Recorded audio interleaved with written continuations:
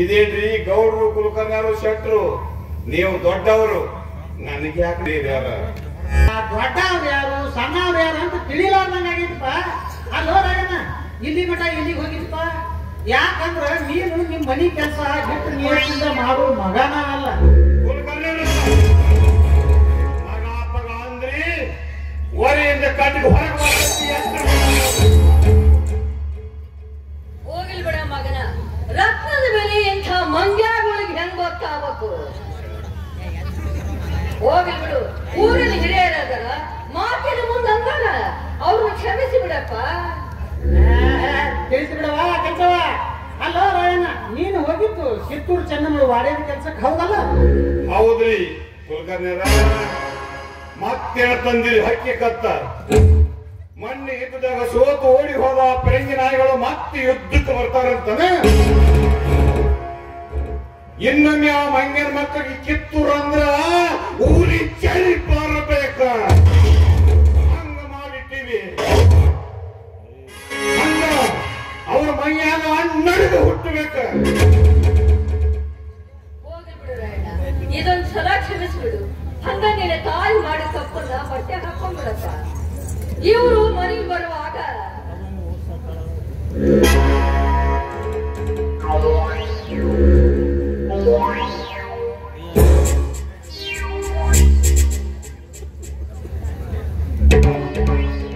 ರಾಯಣ್ಣ ನೀ ಹೇಳು ಮಾತು ಕರೆ ಐತೆ, ಆದ್ರ ಆಡು ಮಾತು ಆಡಿದ್ರ ಚಂದಪ್ಪ. ಮಣ್ಣಿ ಯುದ್ಧದಾಗ ಆ ತ್ಯಾಕ್ರೆ ಸೋತು ಸುಣ್ಣಾದರೂ ಅವರು ಸುಮ್ಮ ಕೂತಿಲ್ಲಪ್ಪ.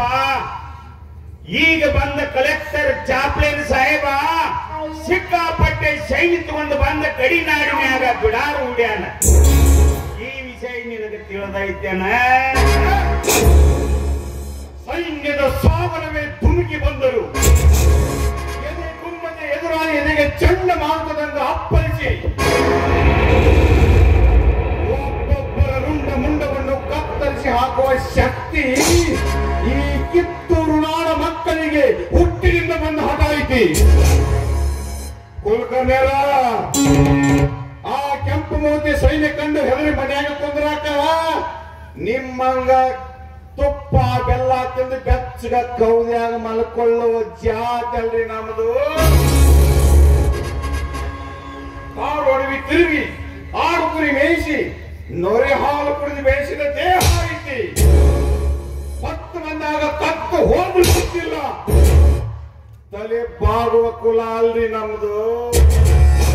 ನನ್ನ ಕತ್ತ ಹೋದ್ರು ಚಿಂತೆ ಇಲ್ಲ, ಕಿತ್ತೂರು ಕೈ ಬಿಡುವುದಿಲ್ಲ ಅಂತ ಹೇಳುವ ಗಂಡನೆಯ ಧೈರ್ಯ ಐತಿ ನಮ್ಮದು. ಗೊತ್ತೈತೆ ರಾಯಣ್ಣ, ಗೊತ್ತೈತಿ. ಆ ಧೈರ್ಯದ ಬಗ್ಗೆ ಗೊತ್ತೈತಿ ಅಂತ ನೀನು ಹುಡ್ಕೊಂಡು ಬಂದಿದ್ದೀನಪ್ಪ.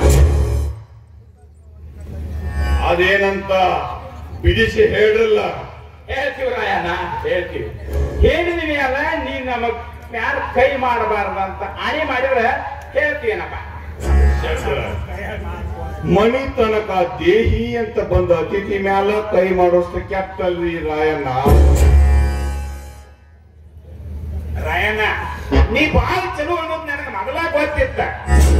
ಆದ್ರೂ ನಮ್ಮ ವಿಚಾರದಾಗ ನಾವು ಇರ್ಬೇಕಲ್ಲಪ್ಪ.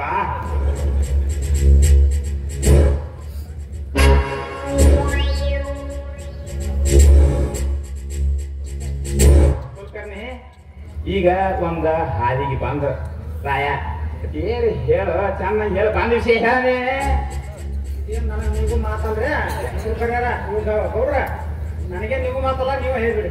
ಕುಲಕರ್ಣಿಯರ ನಿಮ್ದು ಎಷ್ಟ ಆಗಲಿ ತುಪ್ಪ ತಿಂದ ಜಾಕ್ ನಿಮ್ಮ ಬಾಯಿಂದ ಮಾತ ಮುತ್ತು ಉದಿರಿದಂಗ ಉದಿರ್ತಾವು. ಚಂದಾಗಿ ನೀವ ಹೇಳಿ ಬರಕಾತು ಬಾಯಾನಲ್ಲಿ ಪಳ ಪಳ ಪಳ ಉದಿರಿ ನೆನಕ ಬೀಳ್ತಾವು. ಬಹಳ ಎಚ್ಚರದಿಂದ ಹೇಳಿ. ನಿನ್ನ ಅವನ ನೀನು ಹೇಳಂಗಿಲ್ಲ, ನಾನು ಹೇಳಂಗಿಲ್ಲ. ಅದನ್ನು ಹುಟ್ಟು ತುಂಬಿಸಿ ಅದು ಏನಾಗ್ತೈತೆ ಆಗ್ಲಿ ಅಂತಂದ್ರೆ ಅದಕ್ಕೂ ಹೇಳ್ಬಿಡುವ. ಇಬ್ರು ಕೂಡ ನನ್ನ ಹರ ಕಾಣಿಸ್ಕೊಂಡ್ ಕಾಣಕ ಏನಿಲ್ಲಪ್ಪ ರಾಯಣ್ಣ. ಮಾನ್ಯ ನಡೆದ ಯುದ್ಧದಾಗ ನಿನ್ನ ಸೂರತನ ಕಂಡ ಕಂಪನಿ ಸರ್ಕಾರದವರು ಮೆಚ್ಚುಗೆ ವ್ಯಕ್ತಪಡಿಸ್ಯಾರ. ಸಂತೋಷ. ಅದಕ್ಕ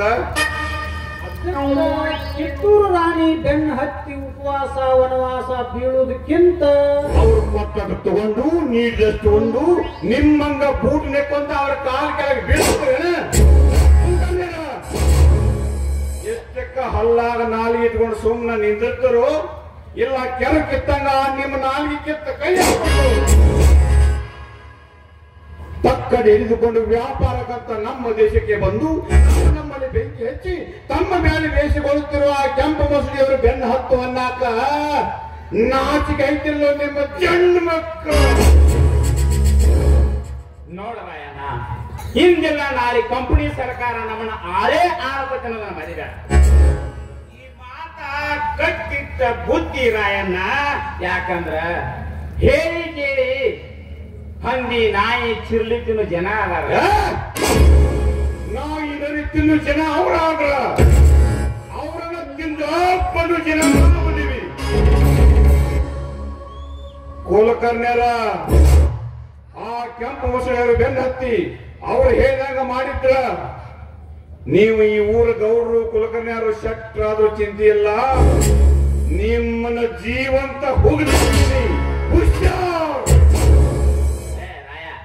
ತಲೆ ಗಟ್ಟಿ ಐತಂತ ಬಂಡಿಗರಿ ಆದ್ರ ತಲೆ ಒಡೆದ ಚಿತ್ರ ಹಾಕತ್ತೆ. ತಲೆ ಒಡೆದರೂ ಚಿಂತೆ ಇಲ್ಲ, ತಲೆ ಆಗಿರುವ ಗುರಿ ಮುಟ್ಟುವರೆಗೂ ಸೋಲುವುದಿಲ್ಲ. ನೋಡ್ರಿ, ಬೆಂಕಿಯಿಂದ ದೂರಿದ್ರ ಒಳ್ಳೇದು, ಇಲ್ಲ ಅಂದ್ರ ಈ ರಾಯಣ್ಣನ ಕಷ್ಟ ನಿಮ್ಮ ಕುತ್ತಿಗೆ ಮೇಲೆ ಇರ್ತೈತೆ ಅಂತ ತಿಳ್ಕೊಳ್ರಿ. ಏ ರಾಯಣ್ಣ, ಮಳ್ಳ ಕುರುಬನ ಕುರಿ ಒದಿರಿದಂಗ ಯಾಕೆ ಒದರ್ತಿಲ್ಲ? ಈ ಮಲ್ಲ ಕುರುಬೆ ಹಗಲ ಮ್ಯಾಗಿನ ಕಂಬಳಿ ಬಿಟ್ಟು ಕಟ್ಟಗ ಗಡಾರು ಹಿಡಿದು ಕೈಯಲ್ಲಿ ಬಂದೂಕು ಚೂರಿ ಕಲ್ಗಟ್ಟು ಹಿಡಿದು ನಿಂತ್ರ ಆ ಕೆಂಪು ಮೊಸಳೆಯವರ ಒಬ್ಬೊಬ್ಬರ ರುಂಡವನ್ನು ಚೆಂಡಾಡುವ ಟೊಂಕ ಕಟ್ಟಿ ನಿಂತಿರುವಾಗ ಎತ್ತ ತಾಯಿಯನ್ನ ಮರೆತು ಬಿಡುವಂತ ಹೇಳಾಕ ನಿಮ್ಮ ದರಿದ್ರ ದೇಹದಾಗ ಅದು ಎಂತ ರಕ್ತ ಹರಿದೈತಿ. ಇನ್ನೇನು ಮುಗ್ದಂಗ ಆತಲ್ರಿ. ಅದನ್ನ ಆ ಕೆಂಪಕ್ಕಿ ಮಂಗ್ಯಾನ ಹೊರಗ್ ಕಳ್ರಿ, ಮೊದಲನ್ನ ಹೊರಗೆ ಕಳಿಸ್ರಿ. ಕೆಂಪು ಮೊಸಡಿಗೆ ಕಾಫಿ